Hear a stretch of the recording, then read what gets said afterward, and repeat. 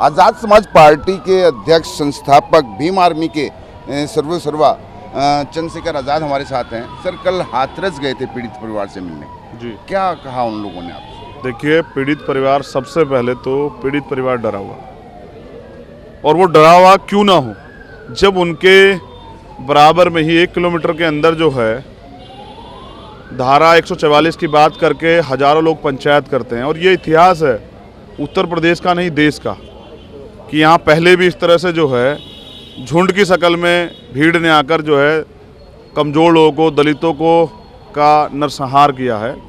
खैर लांजी कांड इसका बड़ा उदाहरण है, जो जिस दिन पीड़िता की डेथ हुई 29 सितंबर 2006 में वो हुआ था, और 29 सितंबर 2020 में दोबारा से दोहराया गया है। पीड़ित परिवार डरा हुआ। मैं नहीं चाहता कि पीड़ित परिवार जो है अखबार की सुर्खियाँ बन के रह जाए, इसलिए मैंने मांग की कि पीड़ित परिवार को वायु श्रेणी की सुरक्षा दी जाए। पीड़ित परिवार भी, क्योंकि वो भी आम जनता के लोग हैं, अब दलित समाज के लोग थोड़े सक्रिय हो गए हैं, समझने लगे हैं चीज़ों को। वो सीबीआई को के कार्रवाई को समझते हैं कि सीबीआई सरकार का तोता है और सरकार उसको इसलिए यूज करती है किसी मामले को दबाना हो या विपक्ष को डराना हो। दंगों की बात कर रहे हैं आप कि सरकार मुद्दे को पलट सकती है, डाइवर्ट कर सकती है, वो किस भी आप पर? जिस तरह से इस सरकार ने इस मामले में न्याय नहीं किया, जिस तरह से उन्होंने मानवता को शर्मसार करते हुए आधी रात में परिवार की असहमति के बाद भी पीड़िता के शव को जलाने का काम किया, पीड़ित परिवार की गैर मौजूदगी में, जो सरकार पीड़ित बहन के शव को न्याय नहीं दे सकती, वो क्या जिंदा बेटियों को सम्मान दे सकती है? वो मामले को बदलने के लिए, घुमाने के लिए, लोगों का ध्यान इससे हटाने के लिए, जिस तरह से पूरे देश में सभी लोगों में आक्रोश है, मुझे पूर्ण भरोसा है कि पहले भी उन्होंने ऐसा किया है। वो जातिगत दंगे या सांप्रदायिक दंगे करा सकती है, जिससे कि न्याय की आवाज़ दब जाए।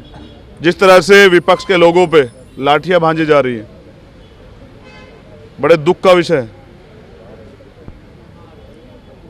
ये लाठियां जो हैं न्याय की आवाज़ को कमज़ोर, न्याय की आवाज़ को नहीं रोक सकती है। न्याय की आवाज़ उठेगी, सरकार मुकदमे लगाए, लाठियां मारे या जेल भेजे, लेकिन अब उत्तर प्रदेश की जनता जो है वो जाग चुकी है, और उत्तर प्रदेश के तानाशाही रवैये के कारण जनता में जो आक्रोश है, उसके कारण इस सरकार का जाना तय।